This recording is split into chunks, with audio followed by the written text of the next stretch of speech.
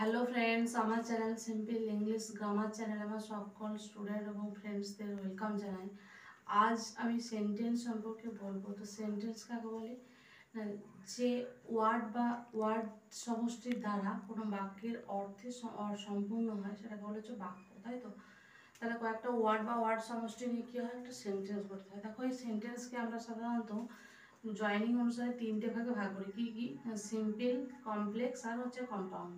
তাহলে simple sentence কাকে বলে, কমপ্লেক্স কাকে বলে, আর কম্পাউন্ড কাকে বলে তা জানবো। সিম্পল কাকে বলে? দেখো, যে সিম্পল সেন্টেন্স মানে হচ্ছে কি বাক্য? সরল বাক্য, সরল বাক্য। কমপ্লেক্স মানে হচ্ছে কি? জটিল বাক্য। আর কম্পাউন্ড মানে হচ্ছে যৌগিক বাক্য। এবার দেখো, সিম্পল সেন্টেন্স কাকে বলে, তাই তো? যে বাক্যগুলোতে সাধারণত সরলভাবে বর্ণনা করা হয়, যেটা বলা হয় বাক্যে একটা মাত্রই ভাব বা ক্রিয়াপদ থাকতে পারে, বা তার বেশিও থাকতে পারে। তো দেখো, আমি এখানে সেন্টেন্স লিখছি, সেটাকে বলছে আমরা কি লিখবো? Simple sentence. কতগুলো সেন্টেন্স লিখবো। এরপর আছে কমপ্লেক্স। কমপ্লেক্স সেন্টেন্স কোনটা? যে সেন্টেন্সটা একটা শর্ত থাকবে, সেটাকে বলা হচ্ছে সময়। সেই ধরনের বাক্যগুলোকে বলবো কমপ্লেক্স বা জটিল বাক্য। আর কম্পাউন্ড কোনটা? না, কম্পাউন্ড যেটা দুই বা ততোধিক বাক্যকে যোগ করা হবে কোনো লিঙ্গার দ্বারা, তখন সেটাকে বলবো কম্পাউন্ড সেন্টেন্স। তো দেখো, আমি নিচে কতগুলো সেন্টেন্স লিখছি।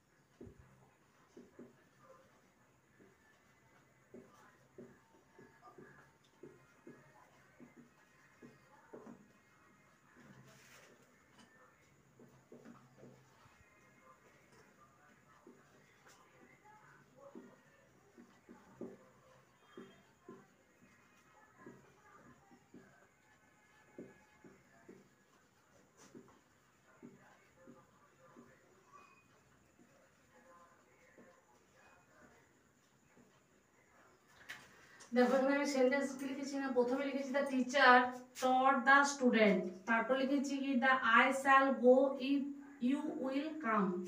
3 নাম্বার লিখেছি the rain is fell as drops of rain, when the sun rise all the dews are dried। তাহলে এই বাক্যগুলোর মধ্যে কোনটা সিম্পল, কোনটা কমপ্লেক্স বা কম্পাউন্ড আমি বলবো। তো দেখো, এখানে উপরের পোর্শনটা আমি মুছছি, না হলে অনুসারে তোমাদের দেখাতে পারবো না।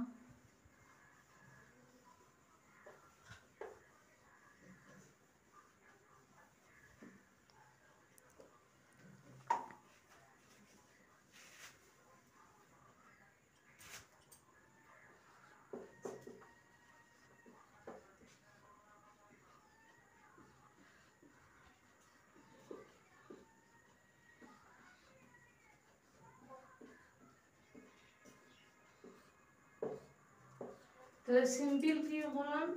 দেখো, উপরে বাক্যটা the teacher taught the student মানে শিক্ষক ছাত্রদের শিক্ষা দেয়। তাহলে এটা কি সাধারণভাবেই বর্ণনা করা আছে। দেখো, এখানে ভাবতে একটাই ভার্ব আছে, সাবজেক্টও একটাই, আর অবজেক্টও তাই আছে। তাহলে এই বাক্যটাকে আমরা কি বলবো? উপরের 1 নম্বর বাক্যটাকে আমরা কি বলবো? না, সিম্পল সেন্টেন্স। ঠিক আছে।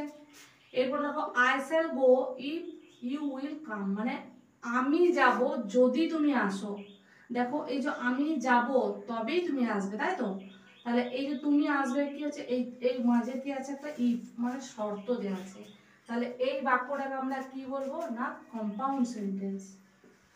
কম্পাউন্ড এরকম আরো অনেক কিছু যোগ থাকে, ইফ থাকে, সো থাকে, অ্যাজ থাকে, ঠিক আছে, বিকজ থাকতে পারে, অ্যান্ড থাকতে পারে, বাট থাকতে পারে। এই ধরনের বাক্যগুলো হচ্ছে কমপ্লেক্স সেন্টেন্সে এই কম্পাউন্ডে যোগ থাকে।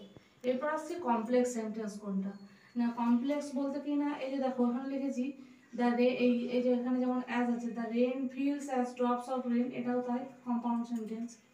এরপর শেষ যে আছে the when the sun rise all dews are dried, তাই তো, মানে যখন সূর্য উঠলো সমস্ত শিশির শুকিয়ে গেল। তাই যখন, যখন বোঝাচ্ছে, এটাকে কি বলবো কমপ্লেক্স সেন্টেন্স।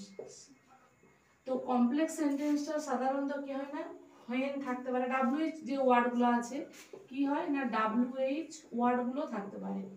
এবার ডাব্লিউএইচ ধরো হোয়েন আছে, এখানে কোনো জায়গায় হোয়েন আছে, কোনো জায়গায় হাউ আছে, হোয়াট আছে, আরও যে এক্সট্রা অনেক ডাব্লিউএইচ আছে, হুইচ আছে। তো এরকম ধরো সেন্টেন্স রইলো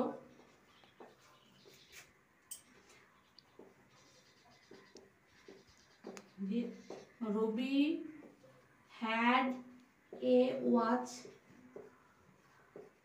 which is new। তো দেখো এখানে কি লিখেছি যে রবির একটা ঘড়ি ছিল যেটা নতুন, তাই তো, তাই যে কি ছিল না ঘড়ি, কিটা নতুন যেটা নতুন। তাহলে এই যে হুইচ দিয়ে যোগ করা আছে, এটা কোন ইয়ে না, এটা হচ্ছে কমপ্লেক্স সেন্টেন্স। তারপর রইলো ধরো যে রবীন্দ্রনাথ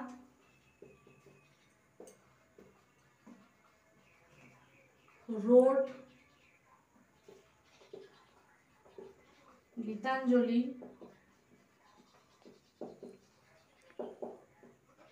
লিখলাম যে ইটের জায়গায় কি লিখবো হুইচ বা দ্যাট, দ্যাট দিয়েও যোগ থাকতে পারে, that is a poetry collection.